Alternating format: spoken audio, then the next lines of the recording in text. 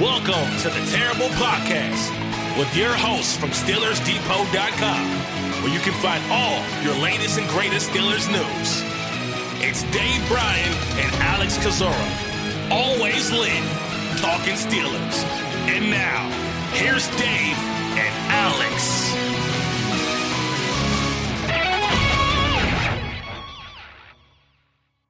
Welcome to the Terrible Podcast, Season 12, Episode 153. He's Dave Bryan. I'm Alex Kozora, SteelersDepot.com. Glad you guys are back with us for this Monday. And Dave, us recording on a Monday means the football season is just about in full swing. Steelers reporting to Saint Vincent College in Latrobe, PA, Tuesday. First practice Wednesday. Of course, we'll be out there to cover it that day and throughout the rest of the summer. So, Dave, football is basically back.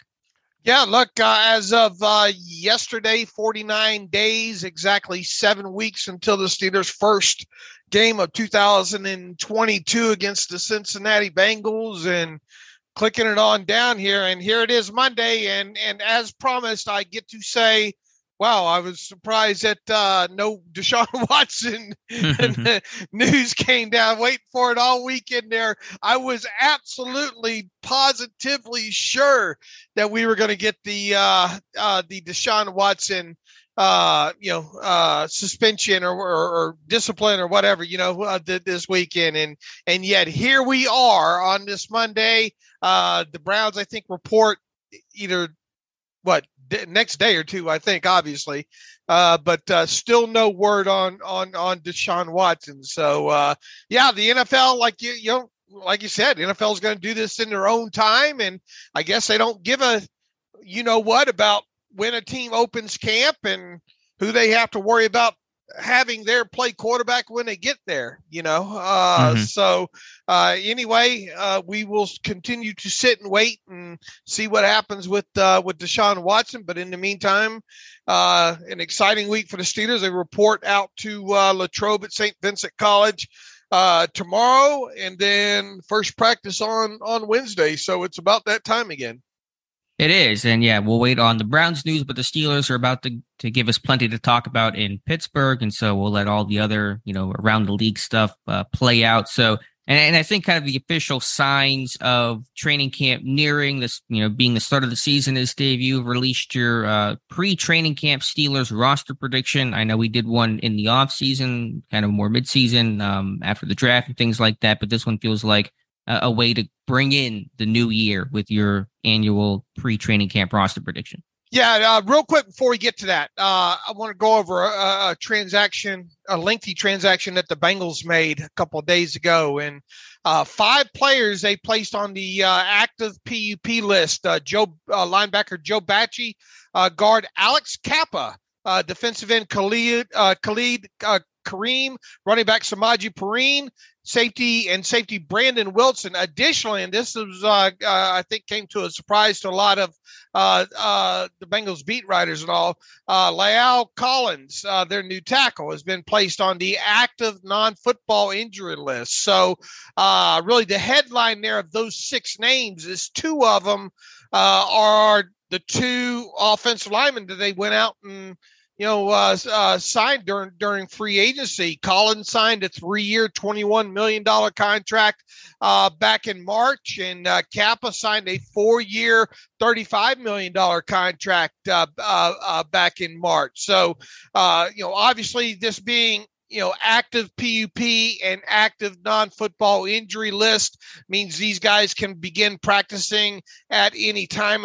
From what I'm understanding, Alex Kappa, it wasn't, I guess, that big a surprise with him, but it's going to be interesting to hear the specifics of what's going on with La'el Collins, their new tackle, and obviously their head coach will address the media sometime this week there. So it just goes to show you that once you get into camp, or even before camp, we talked about are there any Steelers players that are going to end up on or start preseason or start training camp off on the active PUP list? And on the surface, just looking at things, it looks like possibly not. And if there is one, maybe it's Larry Ogunjobi.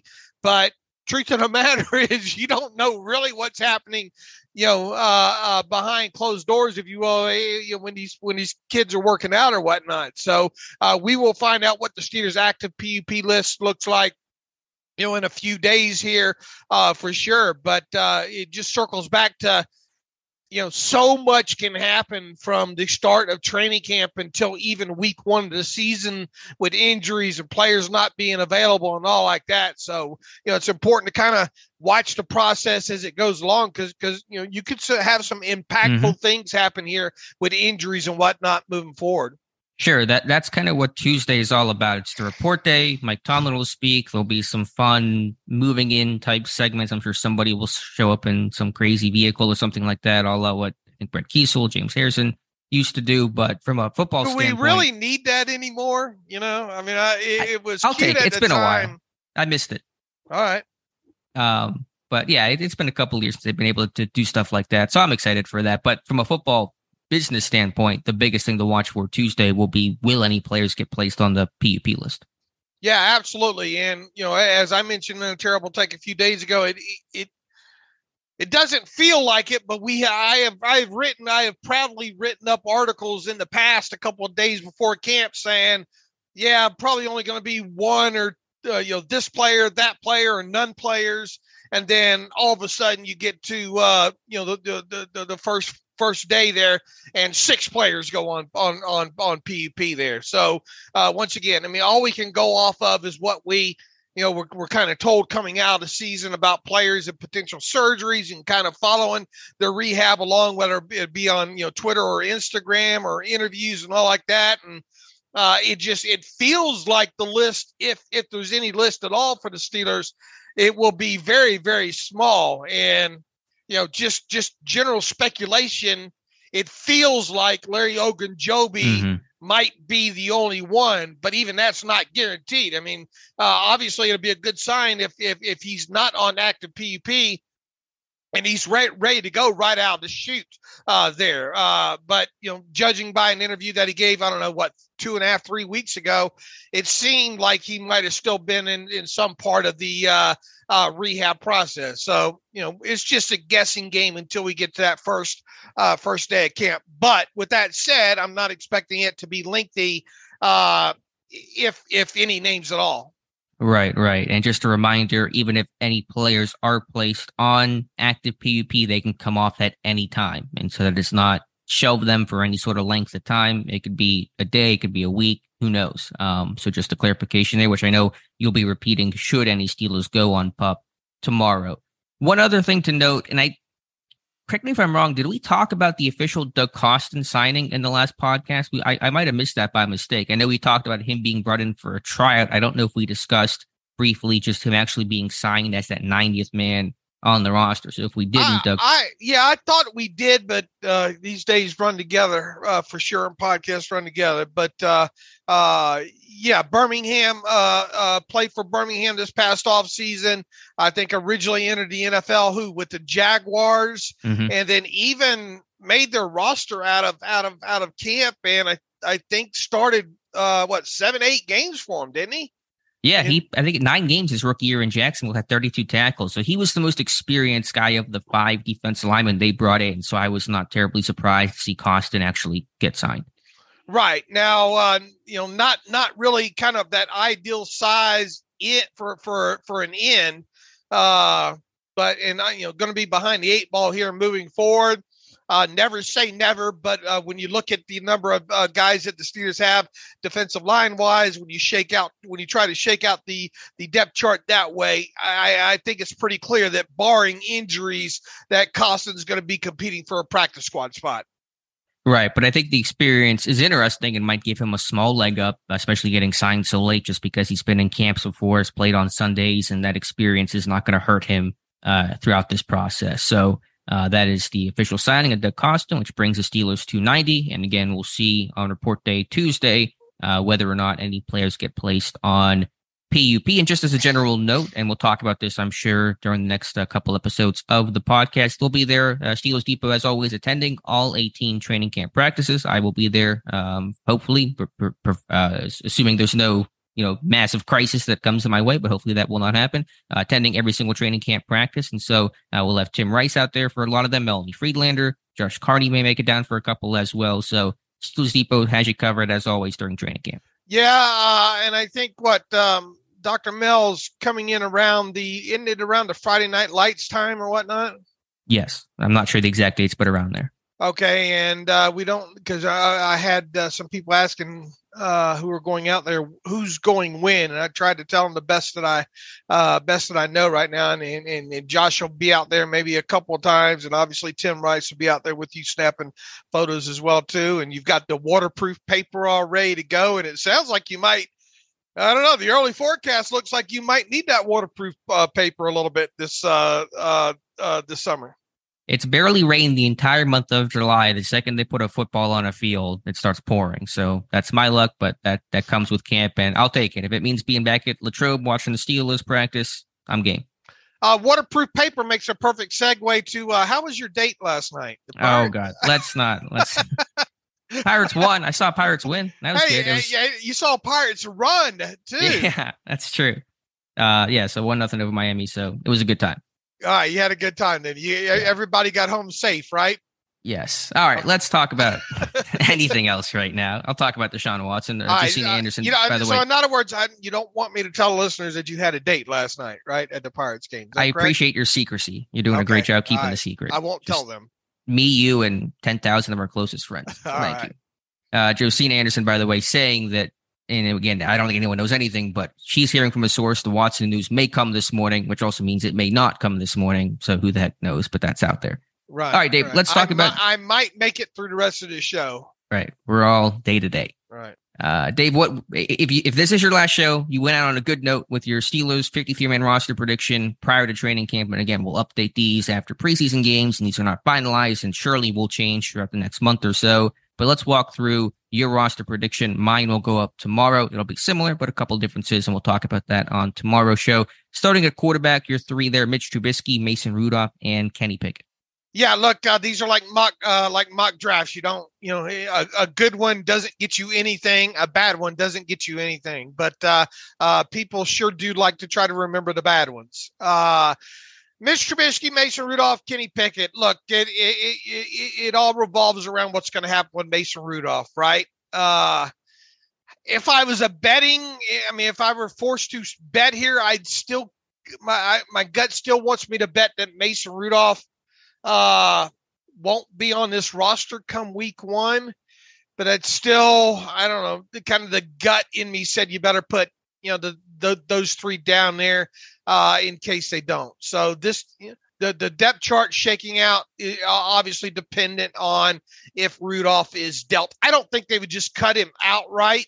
No, they could, but it just seems like he has a little bit enough value to the Steelers themselves that even if Kenny Pickett were to beat out Mason Rudolph for the backup job, it would make sense to hold on to Mason Rudolph, or maybe by the trade deadline. I'll say this: by the trade deadline, I really do expect Mason Rudolph to be gone. But in the meantime, for my mock draft, I have the three of them on the roster there, and it plays into kind of what. The ESPN, Brooke Pryor, all the ESPN Nation writers had to put in, training camp, like one prediction each for each of their teams and all like that. And hers was that Kenny Pickett would be number 3 or would exit training camp as the, number 3 quarterback on the depth chart.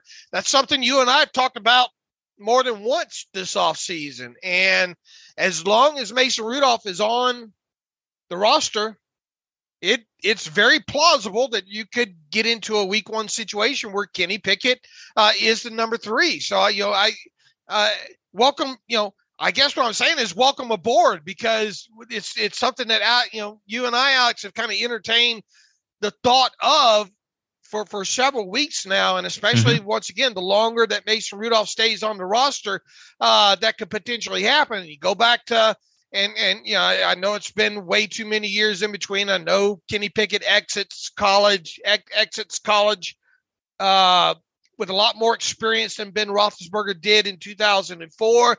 But don't forget that the original plan with Ben Roethlisberger was for him to be the number 3 his rookie season. And then obviously, injuries played a big part in that. Charlie Batch went down in the summer with the knee issue that required, surgery and all. And then Roethlisberger's starts the season number 2, getting into the second season, and down goes Tommy Maddox with the elbow injury, and the rest, as they say, is history there. So this is fluid, the depth chart, and it all really, in my opinion, depends on whether or not they deal Mason Rudolph by week 1 or not. Right. And I think it's certainly possible. I think everything's possible right now. I think some of the beat writers and national media to a lesser degree are trying to already settle this depth chart in pen before day 1 of training camp even begins. That, it's Trubisky 1, Rudolph 2, Pickett 3. I think we'll see. I'm more in the camp of they're more likely to keep Rudolph than trade him, even by, say, the trade deadline. I think there's enough value to keeping Rudolph, and probably not going to be a great return for him. I think really the only way he gets dealt is if there's a Godfather offer you can't refuse scenario. Someone just offers a 4th or 5th round pick because they lost a quarterback and they're desperate and they're trying to add somebody, or Pickett's just incredible and Trubisky's great and it feels like you're happy with just those two. But I think right now the most likely scenario is that Rudolph remains a Pittsburgh Steeler this year. And in terms of who slots where, number 1, number 2, number 3, I'm just kind of in wait and see mode. But certainly it is plausible and possible that Rudolph is the 2 and Pickett is the 3 to start the season. Yeah, look, and I'm really in the I'm not going to be surprised either way if Mason Rudolph's on the roster or not on the roster come week 1. Strange things happen during camp and the preseason, and quarterback, probably going to be unfortunately a quarterback or two, maybe get injured for an extended amount of time. And, when you start going through the backups around the league that have some starting experience, that's not too terribly long of a list. So I would think Mason Rudolph would be on someone's short list to potentially call about. So, I'll tell you this. If we get into week 1 of the regular season, I fully expect Trubisky to be the starter. And where it shakes out from there is anybody's question. Speaking of quarterbacks, Chris Oladokun and I have going to the practice squad because even if Rudolph stays around, once again, I think there's a very good chance he could be gone by the trade deadline. Sure, that's fair. I know for Oladokun, it is going to be a tough summer for Chris Oladokun, barring some sort of injury or trade to somebody ahead of him. When you're the number 4 on a team where the top 3 are, on paper competing for the starting job, and you have 2 brand new faces in Trubisky and Pickett. Now, granted, Oladokun himself a new face, but he's not in the mix for that starting role. Reps are going to be so hard to come by. He may have days where he doesn't get a single rep in team, which is what happened to Josh Dobbs last year when Ben practiced in full. So it'll be a tough path for Chris Oladokun. All right. Running back, new name here, Najee Harris, Benny Snell, and Mateo Durant. Actually, I don't know if Durant was on your last roster prediction or not, but he's going to be new to the Steelers this year, undrafted rookie out of Duke. So why Durant over McFarland and the others? I just think Durant gives you the best all-around player there. Now, I'm going off of just his Duke film here, but he was a priority free agent signing for the team. There is when you talk about all the undrafted free agents and rookies that the team has this year, Durant seems to have the easiest path to a 53-man roster spot, in my opinion. He can run the football. He can catch the football. I think he's got a little bit of special teams ability to him. It's probably less about Durant than it is more about McFarland hasn't seized the bull by the horns yet. And McFarland doesn't give you anything from a special teams aspect except maybe some kick return ability. It really didn't do much of any of that, if we're being quite honest, back in Maryland. 2 years in a row for him not to be able to really see the field all that much is very disappointing. I think he can be beat out for a roster spot this year. And that's, it's just a shot in the dark, liking the upside of Mateo Durant. more so than the rest of the running backs on the roster, in my opinion. There, people aren't going to like to see Benny Snell Jr. sitting right in the middle of those three there, but we've talked about it several times. It is what it is right now. Mike Tomlin likes some Benny Snell football, and even if they bring in an outsider, veteran running back to maybe be that immediate backup to Najee Harris, okay, Benny Snell gets pushed down to the number three running back spot. I think what he offers you on special teams is enough to at least keep him on the roster at that point there. So these are my three, with me feeling like that third and final one of Mateo Durant probably being the one obviously most up in the air and up for grabs. Sure, I think, and I said this before, and I'll say it again, ideally it's Harris 1, some other defined runner, be it one of the guys on the roster, McFarland, Warren, Durant, outside veteran free agent number 2, and then Benny Snell as the 3. Entering camp, though, I wonder who will be the number 2. My guess is it'll be Benny Snell, because he's the most experienced, kind of proven guy, so I guess it'll be Harris 1. And really, Snell, I think, will basically be the number 1 in training camp, because, like I said, Harris is not going to see the ball a lot. They don't need to put more wear on his tires. They know what he can do. He'll carry the ball a little bit, of course. He'll practice, but he's not going to be, I said this, I think, last week. I don't think he'll be tackled once this summer in training camp, because there's no need to do that. So big opportunity there for any of these guys to step up. I mean, you know enough about Benny Snell Jr. too, right? Do you really need to beat him up that much during camp? Well, you got to give somebody reps there, and you want to give a guy an opportunity and stuff like that. So, I mean, they're not going to treat him the way they treat Harris, where it's like precious cargo, and you just want to make sure that guy's healthy. I want to see a lot of those young running backs during the preseason game. Durant and Jaylen, Warren, and obviously Anthony McFarland Jr. Show me those guys. I want to see what those guys do. I want to see a couple of them guys pass protect, that kind of stuff there. I don't need to see any more Najee Harris or Benny Snell Jr. in 3 preseason games. Sure. Backs on backers will be big for Durant and Warren, which should happen the 4th day. It's always the first padded practice. They go backs on backers. So Warren, you would think, would do better than that than Durant. I think Durant was not a terrible pass protector in college, but the lack of size there, is going to be an issue. But Durant's going to get some Willie Parker comps, kind of that undersized 4.38 speed type of dude. I know I'm going to hear a Willie Parker comp to Mateo Durant at some point. He's just a more well-rounded. I don't think he has the speed of a Willie Parker, but he did deliver some explosive plays at Duke, both on the ground and I think through the air there. Of all the ones on this roster, not named Najee Harris, I think Mateo Durant's probably the most well-rounded. Yeah, I mean, again, the comps to Parker is the size, the speed, undrafted from an ACC school. Durant, to me, is the better receiver than Parker was. Parker was never much of an asset out of the backfield. Durant can be a really high-level receiver in terms of making difficult catches. Neither have any sort of power, though. And the question with Durant is, is there any sort of break tackle ability? He's the guy that runs away from people, doesn't run through tackles. Like, he has just negative power. So that'll be the concern there. And Pittsburgh generally likes their backs to be bigger and more powerful and more built. And so that'll be the question for Mateo Durant. All right. Fullback, one of those in Derek Watt until they officially change the title of Connor Hayward. But look, this is your special teams leader. I will be absolutely shocked if Derek Watt is not on this 53-man roster come week 1. The only way I don't think he is if he's on like on the IR list or something like that. This guy just gives you too much in special teams. I think we will see him play more in other words, be on the field more in 2022 than he was in 2021. But that's not saying much, because he barely was on the field the last couple seasons here. I do think you'll see a few more heavier packages out there this year, but once again, I'll be shocked if Derek Watt's not on this 53-man roster.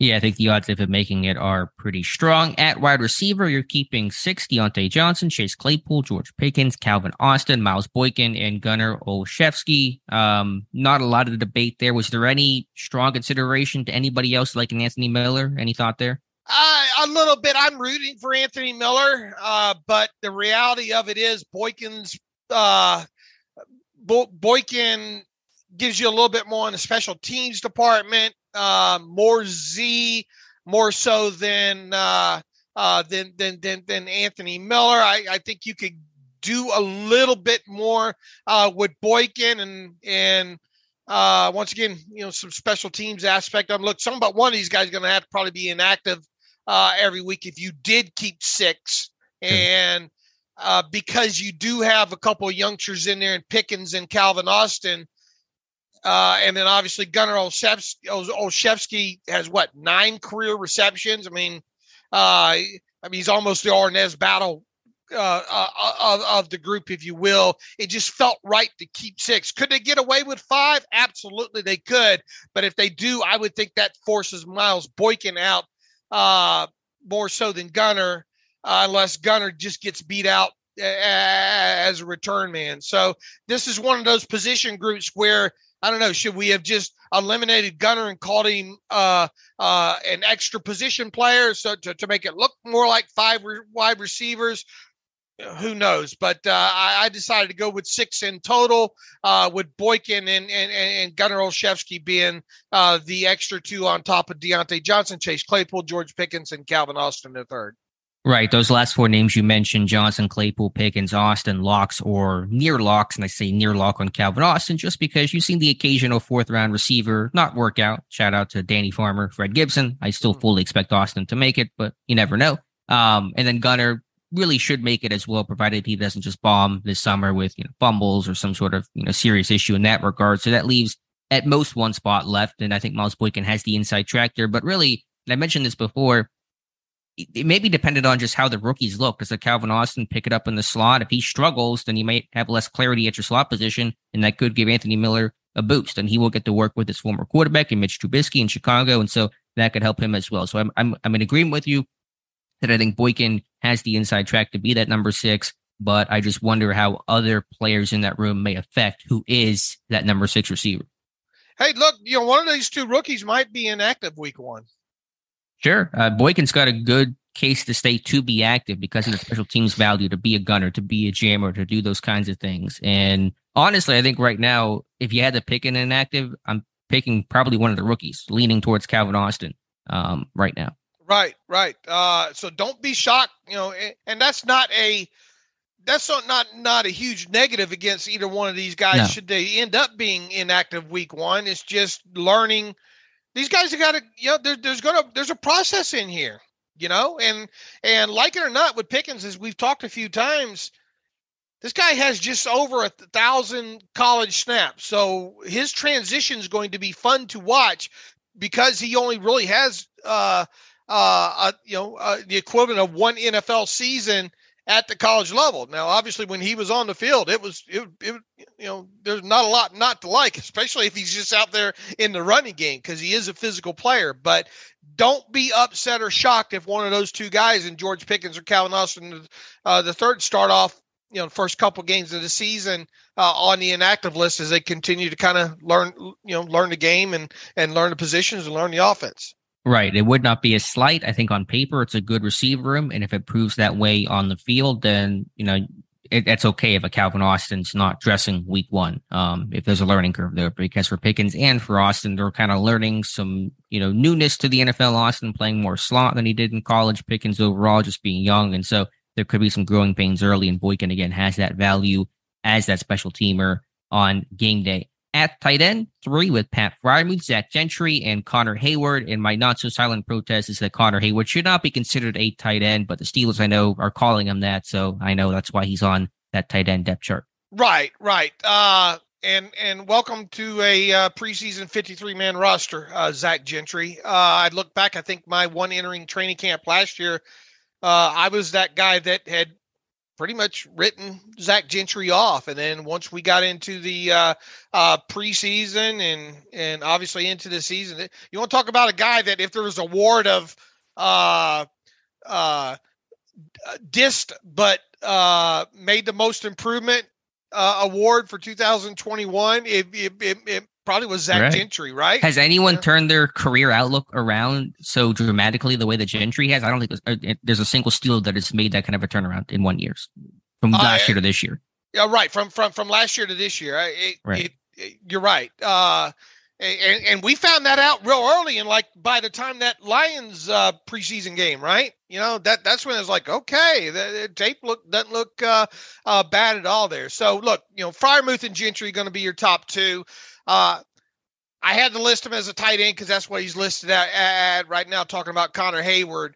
But he's more of an extra body, Swiss Army knife, jack of all trades, master of none right now. Still doesn't mean he's going to make this roster. I think if there's at least one spot on this 53 that no way in heck I'm betting my house on, he would be one of them. The way he's going to make it is by being a core special teamer. If he can't be a core guy, maybe you look in another direction there. Mm-hmm. Right. and then put Connor on the practice squad. The good thing is he can probably do a lot. The good thing is he can probably do a lot of everything. The bad thing is he's mastered none of it yet. And the third thing is we never have to, at least during his rookie season, we don't want to have to see him do anything other than do some stuff on special teams. Sure, but I think as the roster construction stands, without great tight end depth behind the top two, you do have Kevin Rader, who I've always been a fan of, but I understand he's like that quad A baseball player, just very much a fringe guy, and Jay Sternberger, who has some pedigree, but has not ever done anything with it in the NFL. Hayward and Derek Watt are both able to be kept on this roster, and that is probably the most likely scenario heading into training camp. Okay, I agree, but in the same breath, once again, I'm not going to be shocked if he's not there. Right. All right, moving on to the offensive line to round out the offense for your roster prediction. Keeping 9, Chukwuma Okorafor, Dan Moore Jr., James Daniels, Mason Cole, Kevin Dodson, Kendrick Green, Joe Haig, J.C. Hassenauer, and Trent Scott. So why Scott as that 9th offensive lineman? Just kind of the versatility, and this feels like a Pat Meyer guy. Mm-hmm. I got to have my guy. I'm bringing my guy with me here. And it really boils down to that. And, J.C. Hassenauer, I think is the second best center on this team right now, over a guy like Kendrick Green, who can obviously have Kendrick Green still on the 53 there. But and then I think the most the question mark when it comes to question marks on this group of 9 is both Joe Haig and Trent Scott. Can you upgrade either one of those two guys potentially, or both of them, as the summer moves along with one of these younger kids, or maybe go on the outside there? But Okorafor, Dan Moore Jr., James Daniels, Mason Cole, Kevin Dodson, Kendrick Green, those first 6 obviously feel like locks. Hassenauer, unless they go out there and get, find them another center, feels like he's a lock because he can play guard as well. Haig, old man Haig, it feels like he's not going anywhere. Obviously, this would be his last season, I think. And then it really came down to when I built this 9 is who is number 9. And once again, it until I see anything, it feels like Trent Scott might be the leader in the clubhouse just because of his connection to Pat Meyer. Right. Scott, I think, has only been coached by Pat Meyer throughout his NFL career, both with the Chargers and then with the Panthers. And so there's a pretty strong history there. I can guarantee you Pat Meyer is the main reason why Trent Scott's a Steeler right now.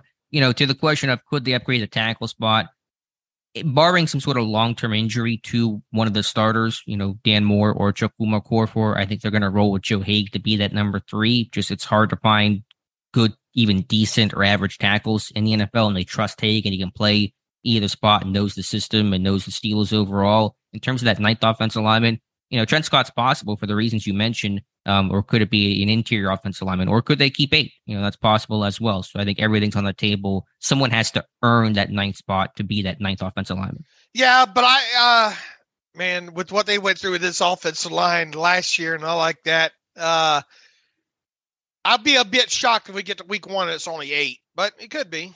I mean, it's either going to be 8 or 9, right? Right. Well, they're only going to dress 7. And so if somebody gets hurt, you're going to have guys on the practice squad. You've got a 16-man practice squad. You're going to have a tackle there. You're going to couple into your offensive lineman there. So if there were injuries, the way that John Leglue got called up last year, those guys could just come up after an injury.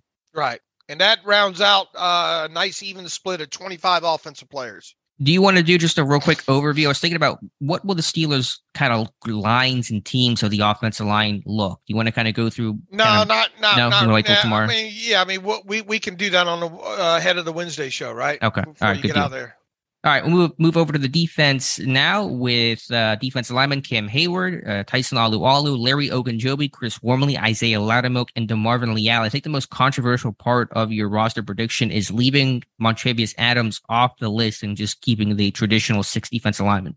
Yeah, we've talked several times. Is this the year that maybe they go with 7 defensive linemen, on the 53? You go through this. The best thing about this exercise is it makes you play with the numbers, right? Mm-hmm. And where are you going to sacrifice to maybe have, a ninth,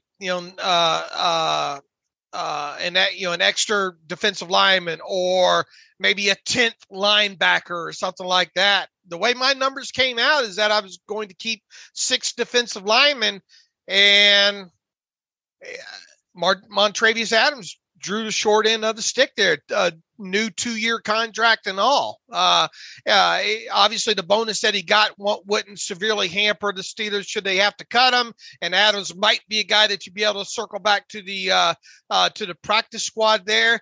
They're not going to cut DeMarvin Leal, right? I mean, right. Obviously, you got Hayward. Could Tyson Alualu be a guy that they're monitoring real close to just make sure he's still that guy? I mean, could this be a situation where it's Tyson Alualu or Montravius Adams? I think they're going to watch Alualu to make sure he's relatively close to being his same old self. And if he's just a shell of himself with the age and the injuries catching up to him, then sure, his spot would not be guaranteed. I knew this would cause controversy because look, right. Montravius Adams is a guy that once he came over last year, I mean, it's not so much about him. It's about the numbers, to be quite honest with you. But here's my question. You cut Adams. Who's your backup nose tackle? I would think Larry Ogunjobi.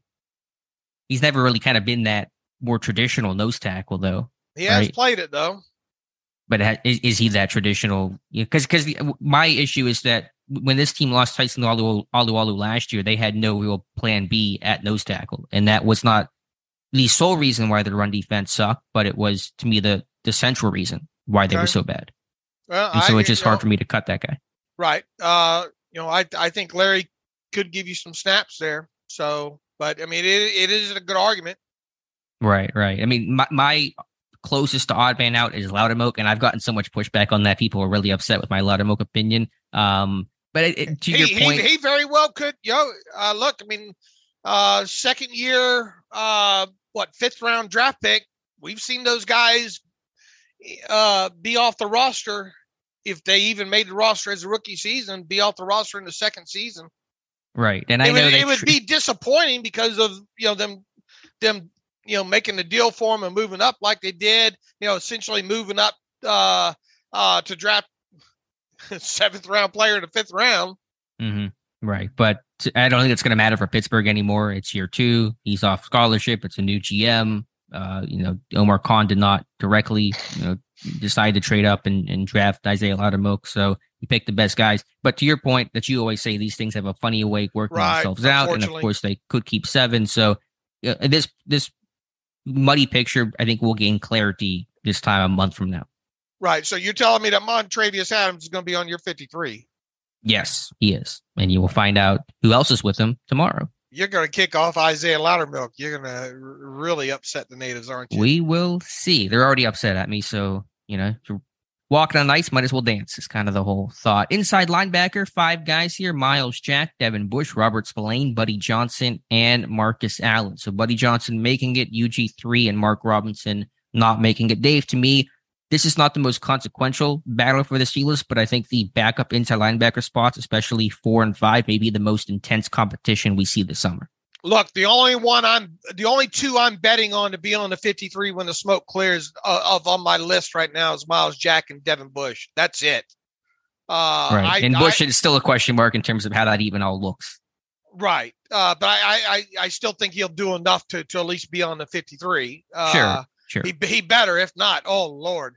And I'm not, is 5 the number? Could they keep even as many as 6? Could 4 be the number? I don't know. I'm just going with generally a couple of your special teamers come out of that inside linebacker spot as opposed to the outside linebacker spot. The back 3 that I have are Spillane, Buddy Johnson, and Marcus Allen. I gave Marcus Allen's the up back, but it's not like we're dealing with rocket science there. But he is the incumbent there. He's a guy that gives you a lot of special team snaps, as does Robert Spillane. Buddy Johnson feels like he could be. We just haven't seen enough of him, Right. But he, you go back to week 1. Wasn't Spillane that weird scratch in week 1 last year, and Buddy Johnson got the helmet. Anyway, these are the 5, but the only 2 that I would bet on for sure would be Jack and Devin Bush, because behind that is there is a lot of players battling for roster spots. Spillane, Johnson, Marcus Allen, UG3, obviously the rookie Mark Robinson as well there. So these are my 5. I'm only married to the first 2. I think the number 5 sounds like the right number for the position. I don't think 4 seems too light, 6 seems too heavy. 4 is just right cup of porridge, I guess, to say. Now, finding those 5 is going to be the tough part, though, and I really don't know who it's going to be, and it's truly going to be just whoever performs the best this summer. Right. All right, Dave, let's move on now to your outside linebackers, 4 of them with TJ Watt, Alex Highsmith, Jannard Avery, and Derek Tuska. So Avery and Tuska getting the backup spots. Man, pencil me in for hoping outside linebacker is addressed still. It sounds like I've said that continuously in every show for the last 2 years. Tuska, I think, would be the odd man out if they did bring in somebody else that's got experience rushing the passer. Look, this group's fine as long as TJ Watt and Alex Highsmith stay healthy. But what happens when if either one of those have to miss some time or even just get them off the field to spell them occasionally there? That's where I worry the most. I think Tuska probably has enough special teams ability to get himself on the 53. Apologies to TD Moultrie and the other undrafted who was it? Tyree Johnson. Yeah, Tyree Johnson. Maybe one of those 2 guys can show you enough that they end up getting a roster spot here. But these are my 4 for now, and I will be sitting here continually praying that this team adds an outside linebacker. Right. As we sit here today, I think those are the most likely 4 guys to make it. Moving on to cornerback, Cam Sutton, Ahkello Witherspoon, Levi Wallace, Arthur Millette, and Justin Lane. So no James Pierre making the team on your roster. Yeah, look, I compare this to the inside linebacker position here. I will, I'm really confident that Sutton, Witherspoon, and Levi Wallace obviously will be on the 53-man roster. What happens behind that? I don't think anything's overly secure. Yeah, you'd like to think that Arthur Millette's fairly safe, but is he? Justin Lane's been more of a special teamer than he has been a cornerback, so this is a huge, huge camp for him. James Pierre, obviously went through it. He seemed to kind of fall out of favor midway point last season. He does give you a little something, at least on special teams. Chris Steele is going to be a guy that a lot of people, I think, have the eyes on here, the undrafted free agent, to see maybe if he can, grasp one of these spots. And once again, hey, how many total defensive backs are we dealing with here? Are we dealing with a number of 9 because a couple of these guys have, are a little versatile, or is the number going to be 10, which I haven't even split? It's because way people are listed overall, but it's 5 cornerbacks and 5 safeties. And if you want to be technical about it, I guess you could throw Trey Norwood over into the cornerback group or label him just flat out defensive back, that kind of thing there. But right now I have Pierre not making the roster, and I have the Steelers keeping the five that we mentioned there: Sutton, Witherspoon, Wallace, Arthur Millette, and Justin Lane. And then to complement that with your 5 safeties, so 10 defensive backs is what you're keeping in total. Minka Fitzpatrick, Terrell Edmonds, Trey Norwood, Miles Killebrew, and DeMonte Casey. And so was there any sort of question or debate with those 5 names? I just wonder, is Trey Norwood and DeMonte Casey too redundant? Right. Miles Killebrew is the Gunnar Olszewski of the defense. If you will, he can play some safety for you, but do you want to see it?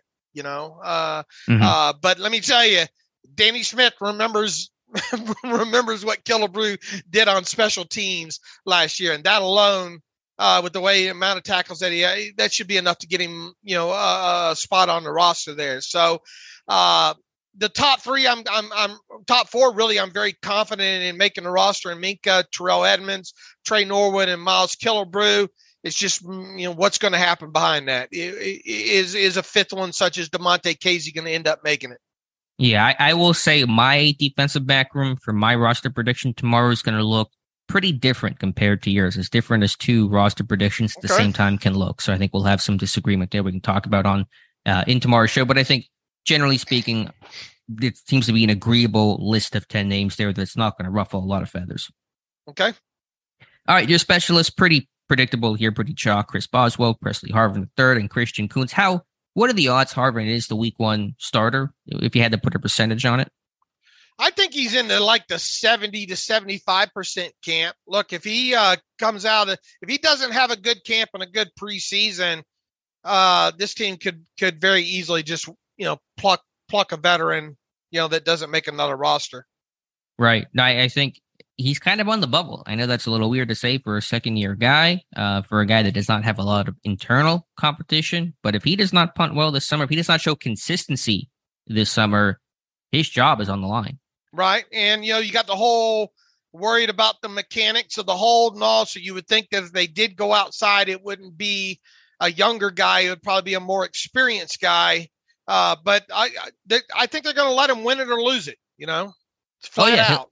He'll have the chance. I mean, for sure, he'll get as much opportunity as possible, but it's really solely in his hands right now. And if things do not go well, this team needs a good punter this year. This offense may not be strong. They got to play field position. They got to help their defense out. They can't be having shanks and forcing their defense to defend short fields too often. And so they need a good punter. And Harvin can be a good punter, and he can show it, but he's got to be consistent. That's the biggest thing. In Pittsburgh, you don't have to be this amazing Sam Cook, Michael Dixon type of punter, but you better be consistent. Tomlin hates the inconsistency more than anything else. And so that's the biggest issue Harvin has had throughout his entire career, college and last year. All right, kind of my summary on this before we get to the practice squad real quick, that, it goes without saying a lot of these 53-man roster players in this one are quite obvious ones. I do think there is quite a bit of wiggle room when it comes to about maybe 10 other spots in total. In other words, I think I'm going to hit a good 43 of these 53, barring injury, and probably up to at least half of the other 10 kind of questionable spots. And it sounds like when we go over your 53 in the next podcast, you'll probably have a couple of those more, guys that maybe I don't have on this roster here. So it feels like a good 10 spots maybe up for grabs as we enter training camp, once again, barring injuries. Yeah, I'm just kind of eyeballing, thinking about my roster. And I want to say I have maybe about 5 different names on my roster that don't appear on yours. And so that's kind of where I'm sitting at in terms of, which is a pretty big difference in terms of, there's the 2 roster predictions that have 5 different names. That's I think, to me, a pretty big gap. Sure. And that's why I think that is testament to there being a potential swing of 10, Mm-hmm. Definitely. So your practice squad here, and it is a 16-man practice squad officially this year, like it was last year. I won't read every single name here, but some notable ones: Chris Oladokun, McFarland, Anthony Miller, Mark Robinson, the 7th round pick, Montravius Adams going to the practice squad, Donovan Steiner, and James Pierre. So, and Chris Owens, the rookie, yeah. The more you read and look into what this guy looks like, one of those, or seems like one of those guys that could potentially sneak in there and be that Doug Legursky, that kind of Trey Essex-ish. Yeah, Trey Essex-ish kind of guy there. Say that real fast several times. But who knows the way, and as we've seen the past couple of years, the practice squad, come time it gets set by week 1, sometimes includes like 2 or 3 people that weren't even with the team throughout the summer there. Sure, and I'm sure that those guys will pop up, but impossible to predict right now. So overall, I like your roster. Like I said, I will have some disagreements there, but I think it's a solid group of 53 going into the summer. Is your biggest objection Montravius Adams? I would say so, in terms of the thing I disagree with the most, like the singular decision, leaving Adams off to me would be my biggest disagreement. And where are you on Trent Scott? I get that. And I can definitely see that. I think the 9th spot is pretty open. It just kind of, made the best man win. And Scott has not been a very good player in his career. So is it going to be worth a spot, or is it just kind of him checking that box as put an extra tackle on that list? Okay. And all right, Dave. Yours comes out tomorrow morning, correct? Yep, it's already made, all ready to go. And so you guys will see it tomorrow. And so when we do our show talking about, day 1 of training camp, we'll recap my roster prediction as well. All right, we'll move on here, and good timing here, finishing out your 90 and 30 series. 6 more names to talk about, and we'll start things off here with Jaylen Warren, one of the rookie running backs we mentioned earlier. I know you have Mateo Durant over him on your very early roster prediction, but Warren does have more of the size and build and look of a Pittsburgh Steelers running back. And so, again, the opportunity is there. These jobs are wide open, and a guy like Warren, if he does well, could play his way onto the roster. Yeah, look, the thing that troubled me the most about him in his college play was kind of his, kind of more upright, and now he is obviously has a 5'8", 204 pounds, a little bit shorter stature overall. When I look at the two between Mateo Durant and Warren, I like Durant a little bit more than I do Warren overall. But, once again, this team there's a path. The easiest path, I think, for some of these undrafted kids starts at the running back position with either Warren or Durant or, whoever maybe they might add here during the process at Latrobe there. So I'm just a bigger fan of Durant more so than I am Warren. Yeah, I think that's fair. Durant has a different skill set, which I think is interesting. But to Warren, having some of the size, some of the power, had a good career at Oklahoma He's definitely State. the more physical of the two. Right. In Pittsburgh, I know they've, when they've gone with smaller backs, it hasn't worked out as well. Rainey, McFarland hasn't been great so far. Pittsburgh certainly has a type they generally like at running back. And I think for whatever it's worth, Durant is a little bit more of Colbert's guy, because Colbert was at that Duke Pro Day, the only GM to attend that day when Durant blazed the 4.38. And so I don't know how much it's going to matter. Obviously, what you do in camp is all that really, is what you'll be defined by. But if it was like Kevin Colbert was kind of pushing a little bit for the Mateo Durant signing, and with him basically out, I don't know how much that's going to hurt him. Look, we should see once again, going back to what we said earlier in the show, I want to see a lot of Durant and Warren and McFarland during the preseason. I mean, there aren't a lot of running backs on this team. Harris is not going to get a lot of playing time. So you have Snell, McFarland, Warren, Durant. That's 4. And then I guess Connor Hayward maybe a little bit, the occasional carry. So 4 and a quarter. Trey Edmonds, you don't need to see any Trey Edmonds. And, some of these guys will, go down with an injury. I mean, there could be days like they're going to sign a running back during camp. Someone's going to go down there and bring somebody in, like for sure. You're going to get like old Petey Guerrero coming back or something like that. But point is, for the here and now, there's going to be a lot of opportunity for carries and touches for these rookie backs, including Jaylen Warren. Right, exactly. And there's only so much you need to see of Najee Harris and Benny Snell at this point. What happened to Petey Guerrero? He's still around somewhere? I have to look that one up. Petey. There you go. Look, this offense needs some explosive runs this year. I'll tell you that. You know, how long have you been saying that for? A long time. For a long time. I mean, this team needs somebody that can come in and occasionally spell Najee Harris and maybe knock off 36-yard run or 36-yard catch and run type of thing.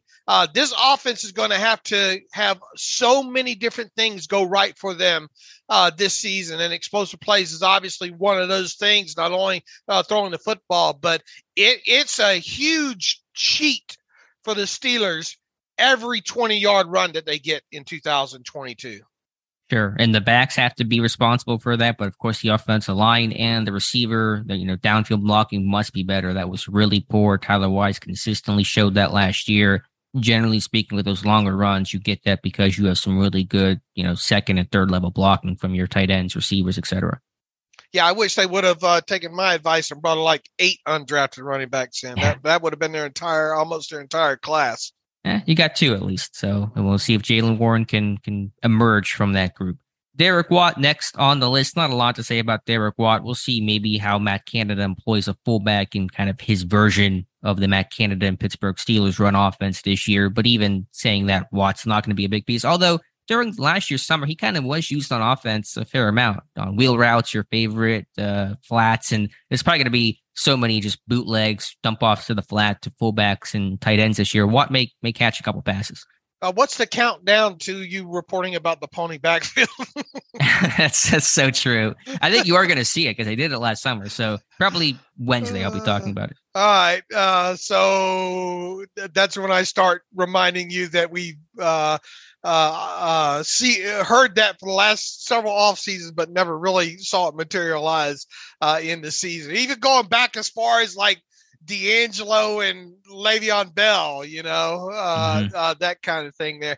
Look, I think the big question is here, over under total touches for Derek Watt in 2022. I think a lot would even have to happen to break 10 would be monumental. I think in that case. I mean, what is the over under on Derek Watt in total touches in 2022? 4? Yeah, again, I think there will be some boots and stuff that may make it a little more friendly for him to get some opportunities. Maybe 5, 6 is where I put the number at. But it's a little bit of an unknown because I just want to see how much Canada uses him, how much heavier sets they do use, more 12 personnel, more 21, 22 personnel. I think this camp might give us a hint at what's in store for the Steelers offense. Maybe the better question is, will Watt hit 100 total offensive snaps? What was he at last year? He didn't get there last year, right? No. What was he? 80? Was he? Wasn't it 60 something? Let's find out. PFR says 86. Actually, okay, so that was kind of close. All right. And some of that is he might, just for the fact if he gets 86 last year in a season where the Steelers played catch up the entire season essentially, then if you're ahead in some of these games, he may hit 100. Okay. All right, moving on here to TJ Watt, a brother of Derek Watt. Not a whole lot to say here about TJ, obviously. No contract situation to talk about this summer, and so now just about staying healthy pretty much. Yeah, how do you profile defending defensive player of the year, tied for the all-time sack? I mean, it's just a matter of how good a season can he have. Right. Can he break the sack record is the question. Like, he'll be the Steelers sack leader, barring some sort of injury, knock on wood, by the end of the year, probably by Halloween. The question is, will he break the single season sack record of 22.5 set by him and Michael Strahan? I mean, it's like talking about Cameron Hayward. How do you profile a guy that everybody knows everything about? All right. It's like, what do you buy the guy that has everything? What do you talk about the guy that has done everything? So not much to say, just hoping that he's ready week 1, no injuries. He battled through all those injuries last year, so a clean bill of health will be even better for him and even scarier for opposing offenses. Cody White. Yeah, look, I mean, that's obvious. That's the biggest thing with him, period. Just keeping him healthy, Yeah, and do you try to rotate that a little bit more? Obviously, you don't want to take the guy off the field, but is that a thought? Is that a consideration? The question is, what are you replacing him with? You don't even have a Melvin Ingram to try to replace him with. Right. That's why I say, man, it'd be nice for this team to go out and do a little bit better upgrade at the backup outside linebacker position. I mean, he's still going to play 80, at a very minimum 80% snaps in a game overall, as long as he's healthy and all. And it's going to be hard to get him off the field, but try to get him off when you can, Could he kind of graduate into the veteran off day club, kind of get some days off in training camp, some rest days, maybe even during the regular season? I would. I wouldn't have an issue with that, for sure. You know what this guy can do. He knows what he's doing out there. It's not like, he could have a Wednesday Ben's day for all I'm concerned, Right. And I think during camp, you might see some off days. That'll give the other guys, because there are so many edge guys you got to find out about, what you have in Avery and Skipper Part 3 and your rookies and Johnson and Moultrie and all those guys. Tuska in his first full year after getting signed in September last year. So give the young guys a chance, the new guys a chance, and let Watt have his rest. All right. Cody White, I actually had him on my practice squad there. Guy that after spending most of the 2020 season on the Steelers practice squad, he was back again on the unit in 2021. He was one of those guys after being activated twice. He was a permanent addition after Juju went down there. Kind of the forgotten guy that was on the roster, I think, for a good portion of last season overall. So I had 105 more snaps on special teams. A lot obviously would have to happen in the negative fashion for him to make the 53-man roster, but is he kind of that guy that understands all the positions and gives you good looks on the practice squad units, on the scout teams and all like that? I think potentially he is. So I have him making the practice squad, I think, in my prediction there, but really no more than that. Yeah, I think that's a pretty fair and safe bet. He's versatile. As you said, he can play all three spots. He can play on special teams. His ceiling is very limited. I think making the 53 will be incredibly tough to do. It will, I think, require an injury. The most interesting thing I can say about his summer is his dad's now in the front office, Sheldon White. He's not going to be able to pull ranking or anything and try to keep him because of that, but that's an interesting side note about Cody White. Right. Ahkello Witherspoon, man, what a interesting and big summer it will be for Ahkello Witherspoon. Steelers' best cover corner the last 4 to 6 weeks of last season, but can he be consistent? Can he do that over a full year? The potential's there. Pittsburgh needs him to step up to be their top cover corner. Will he do it? It just remains to be the question. Right. Look, this is a guy that you feel that can potentially notch 5 or more takeaways in 2022, and the Steelers are going to need those kind of big turnover numbers, as we mentioned a couple of shows ago. Look, the sacks, if I have to sacrifice a couple of sacks and this team not finishing tops in the league in sacks for them having 6, 7, 8 more turnovers than they had last season, that's what I want. And some of those are going to have to come through the air. Now, the main thing I want to see out of Witherspoon is the more consistency, especially when having to run across the field, maybe with defenders. And the second thing, or really the more notable thing, this guy's got to improve as a tackler. And usually the Tigers and the stripes, yada, yada, I'm not expecting it, but I mean, any kind of improvement with his tackling in 2022 will be a welcome sight. We could see Witherspoon and Levi Wallace, some sort of platooning in base, in whatever base looks this team rolls out here in the first several weeks of the season. But at some point, I think you're going to come to the conclusion that one is better on the field than the other. So we'll see who that is overall. But I mean, remember, Witherspoon was a guy that struggled to get any playing time whatsoever through the first 8 weeks or so of last season, and then lo and behold, Joe Hayden has his issues. Witherspoon gets in there, makes a play or two, and secures himself a helmet the rest of the season. So needs to pick up where he left off last season, and then start tackling better. Right. Had it not been for Hayden getting hurt, Witherspoon may not be a Steeler right now. Wouldn't have gotten that chance, and who knows what would have happened from there. I agree. Witherspoon, his tackling has improved since his Colorado days, but he's never going to be a good tackler. I think he'll be maybe a little bit better this year, but it's never going to be a strength. Wallace is the better run defender, the better tackler. Witherspoon's the better athlete, the better man coverage corner. So how they kind of split up duties and try to walk that line will be interesting to watch. Not only tackling, but the physicality and the want to of setting that outside edge. Joe, say what you will about Joe Hayden as he declined over the years, but Joe was still not afraid to come up and lower the shoulder, at least force runners back inside to help. Sure, he was one of the best run stopping cornerbacks, I think, still in football, even as late as last year. Right. So is Witherspoon going to be willing to do that for you? No, short answer on that. But then you're inviting a lot of big runs on the outside sometimes. Sure. I mean, I don't think Witherspoon is such a liability that you can't play him in those moments. You just understand that's not going to be a strength. But I think he does have 1-2. He's just not a really physical guy, not a great tackler, but there has been improvement, and it is just barely, but good enough to function. All right. I have a feeling we're going to be talking about this in the season, but. Sure. And then last but not least, the 90th man, Chris Wormley, to talk about here. He started all last year for Stephon Tuitt, had 7 sacks. You go back through the sack reel, the production, maybe not as high quality as the stats may indicate, but overall a decent season for Chris Wormley, his first year as a full-time starter. We'll see what that role is this year, how he and Larry Ogunjobi rotate. He will be the starting base end. I still think it will be Wormley, with Ogunjobi working more in sub-package as a pass rusher. But it's good to have him back just versus a guy with some snaps and experience now that Tuitt has officially retired. Yeah, this time last year we were talking about, Chris Wormley owes the Steelers some snaps, right? And we got him, and overall, top to bottom, I thought his play was at least on the line, if not above the line, for sure. And is there any way whatsoever he could be the odd man out? Doesn't feel like it.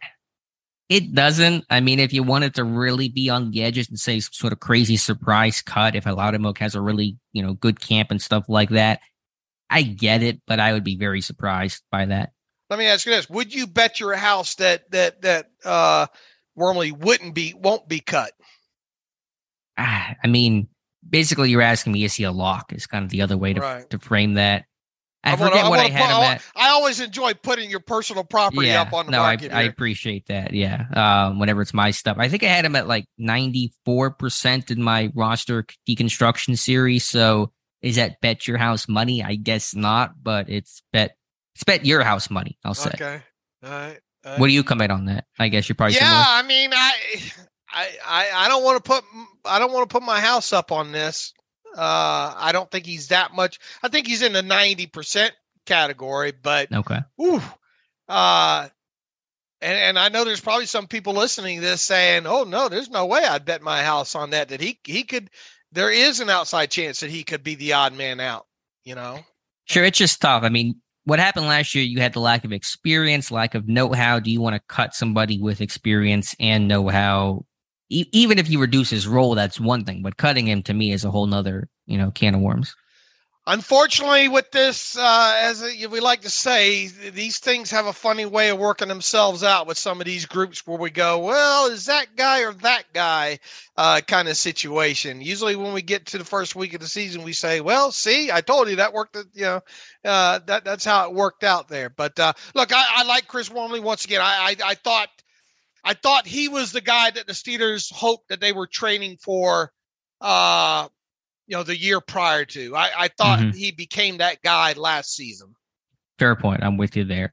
All right, Dave, that's going to wrap up your 90 and 30. I know you've finished writing it for a couple weeks now, but good for us to finally get to that. And that's right on cue, right on schedule for training camp. So I think it's a really good preview and lay of the land as we enter the summer.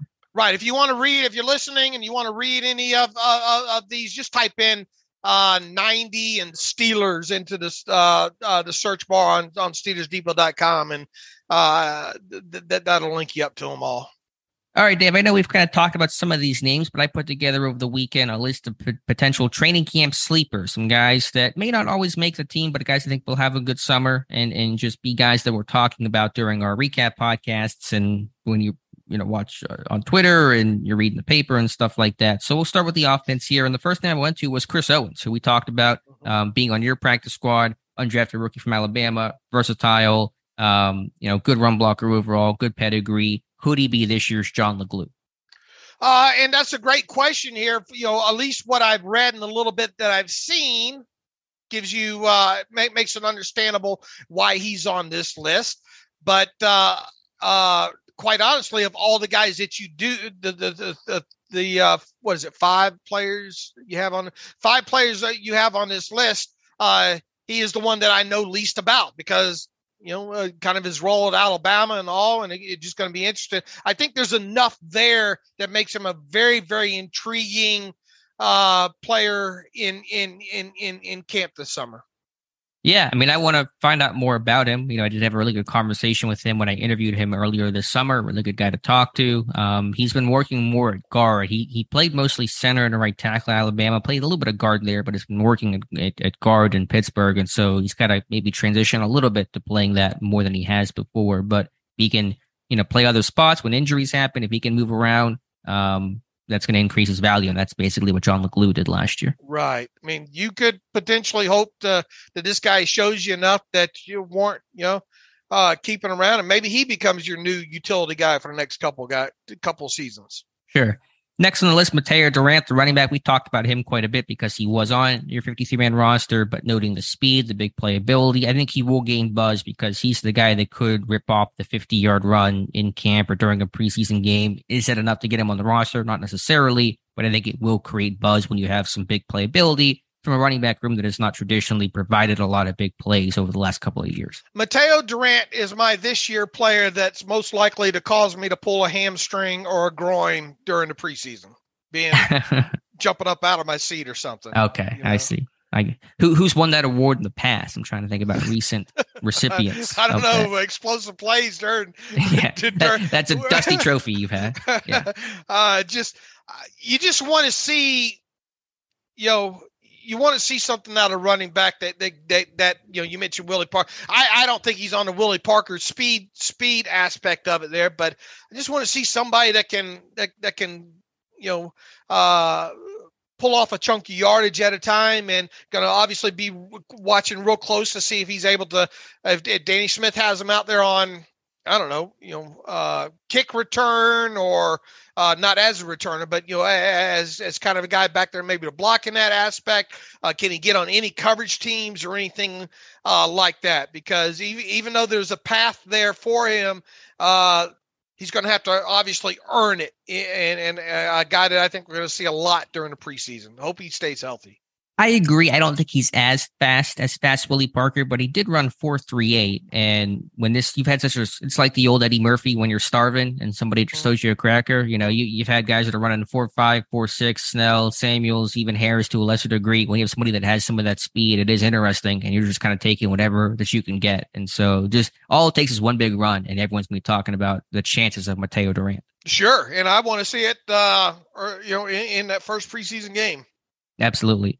Next on the list here, wide receiver Tyler Snead. That's a guy that I don't really think has much of a chance at all to make the 53, but I think could earn buzz as that camp darling, especially before the pads come on. There's 3 practices that are going to be in shorts and shells to start by NFL mandate, and that's where a guy like Snead could shine as that shifty, switched up slot receiver that I know they're going to call him Welker and Edelman and Renfro and all those classic short, white, slow slot receiver comparisons. But I could definitely see Tyler Snead. In fact, I will be surprised if Tyler Snead does not gain at least a little bit of buzz, kind of similar to Rico Bussey last year. That's kind of where I see Tyler Snead being at in terms of a Rico Bussey type of camp. All right.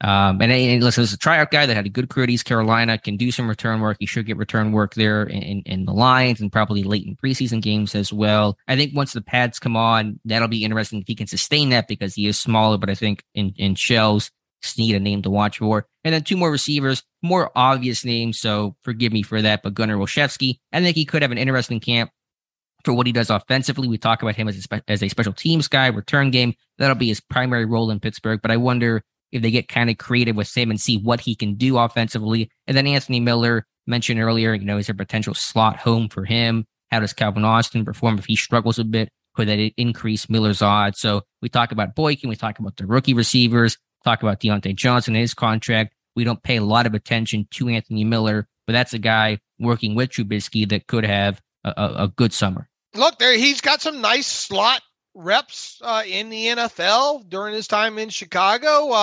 I was really surprised that we didn't see more of him last season after Juju and all like that. I mean, but you do have a new wide receivers coach in town now, so we'll see how that impacts him.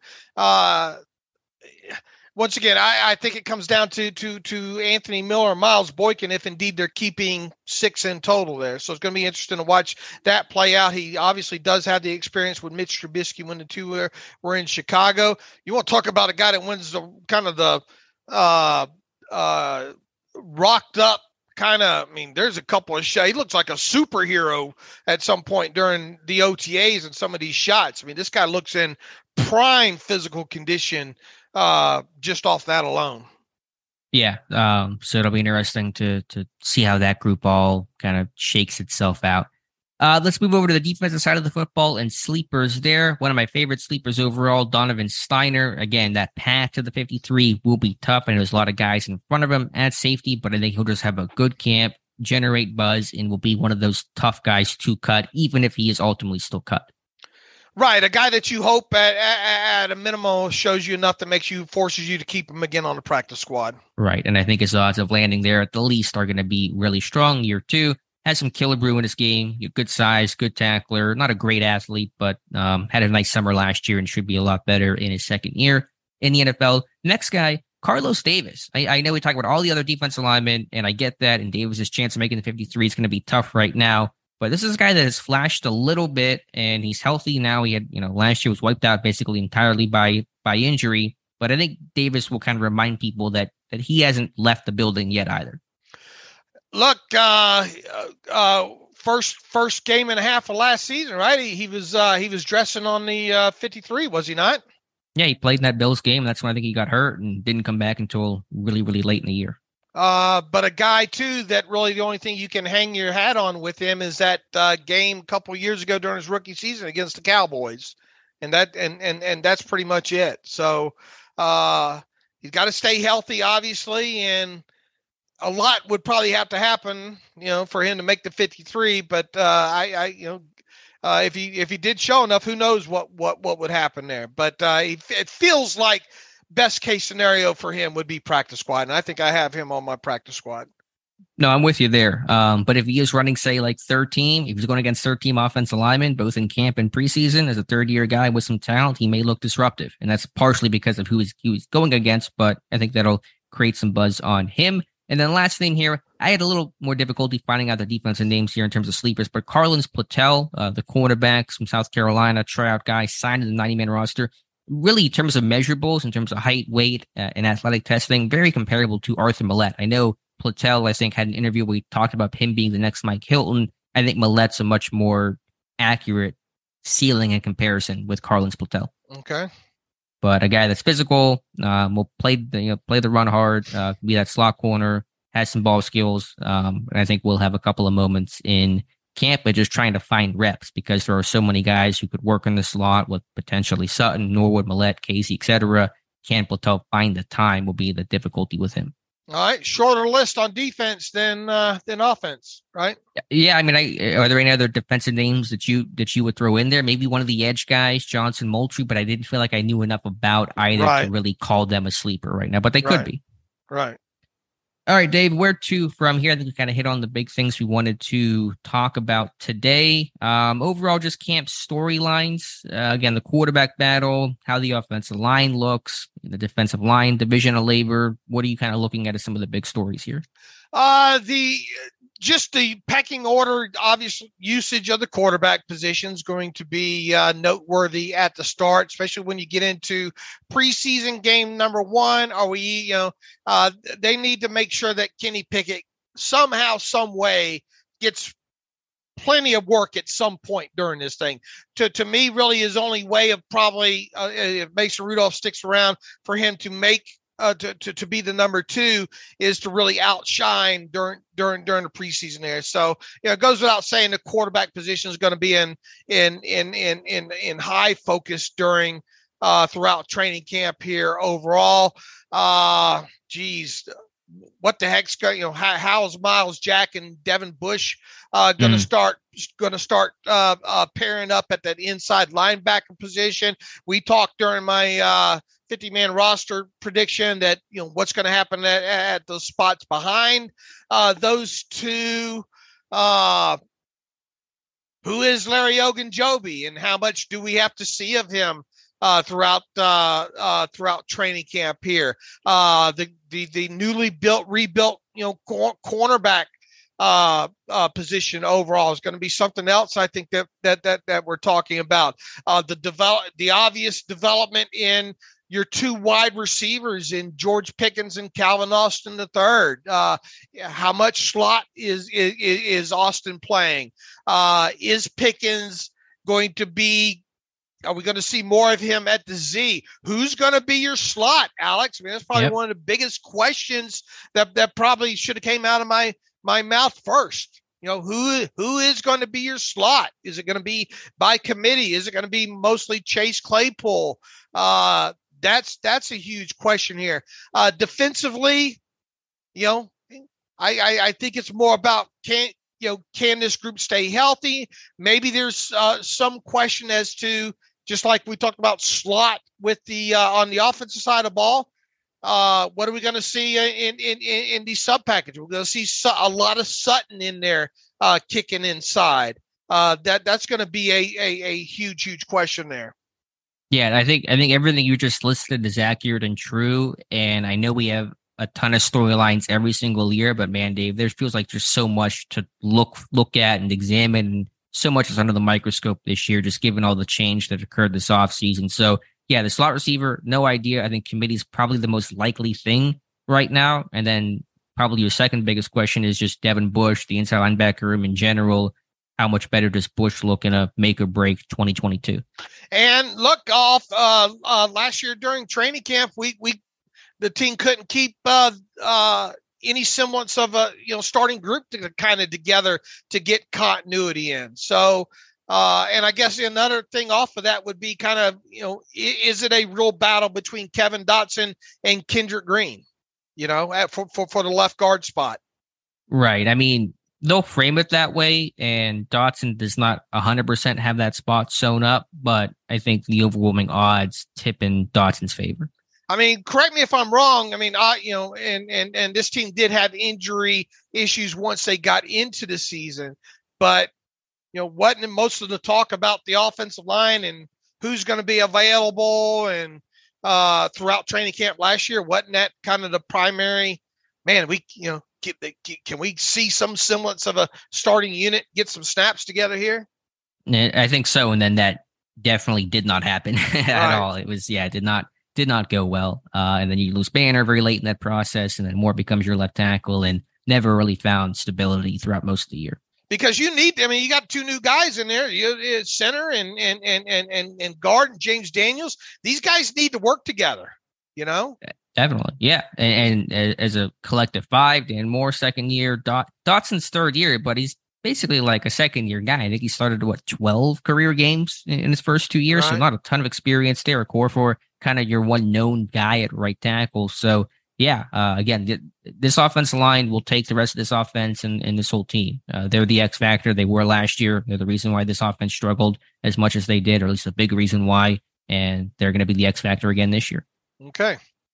And then just from a training camp contractual standpoint, Chris Boswell, I think we could see a Boswell deal tomorrow. We've seen those deals when this team reports the camp happened before. Get that deal done. It shouldn't be that hard to negotiate, and then focus on any potential deal with Deontay Johnson. Much worse odds of a deal getting done with Johnson as there is Boswell, but that'll be the storyline as well. And I'm sure Johnson will be asked 74,000 times about his contract status, to which he'll just say, we'll see. And I've just recapped the whole conversation for you guys to get that out of the way. Right. The biggest surprise will be if we get to week 1 and Boswell doesn't have a deal. And I'm with you. Something like that could happen sooner rather than later for sure.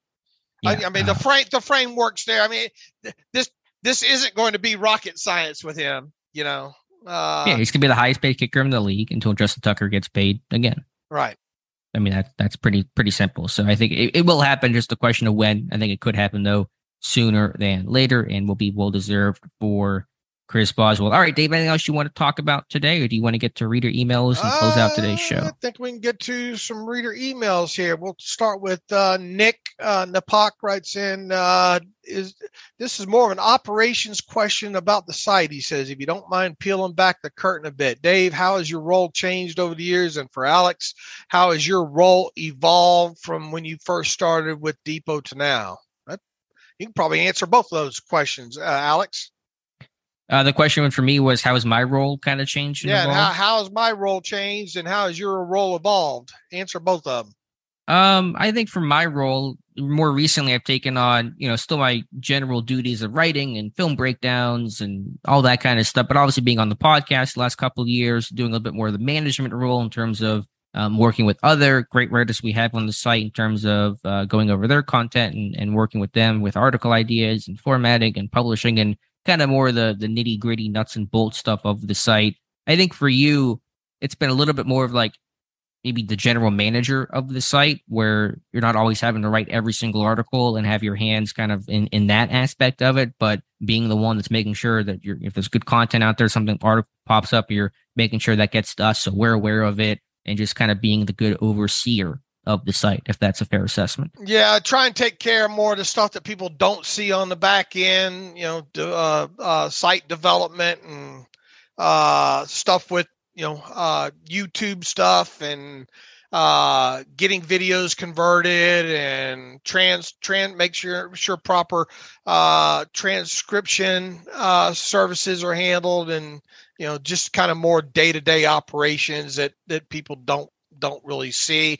Obviously, I'm not afraid to jump in and write, but just health-wise, physical-wise, I'm not as proficient. Not that I was ever hugely proficient at that. I've gotten a lot slower in those areas. But obviously, you're still writing about the cap and any of those really detailed stuff where you become the authority figure on all things financial and that kind of stuff. Right. That kind of aspect for sure. Yeah. So there you go. Hopefully that answers the question. Yeah, absolutely. And let's see here if I got one more. I got one more from Bryce is back in our box. He says, can't believe camp starts on Wednesday. Just two thoughts. He says it's put up or shut up time for Kevin Dodson. He needs to be the Ike Taylor of left guards. Promising rookie year, disappointing second year, became a solid starting player come year three. If not, then he won't be getting that second contract. He writes, he says, I know we talk about the defense needing to be the reason this team wins, but I've also got my eyes sharply on Matt Canada. Can his coaching and leadership elevate the quarterback room to get solid production out of the position? Is he ready to rebound schematically and as a play caller to be one of the main reasons this offense performs better than expected? He says, I'm very skeptical as of right now, but we'll see. What do you have more confidence in? The defense being top 5 or Matt Canada being much better as an OC? First of all, your question about Kevin Dodson. Yeah, look, got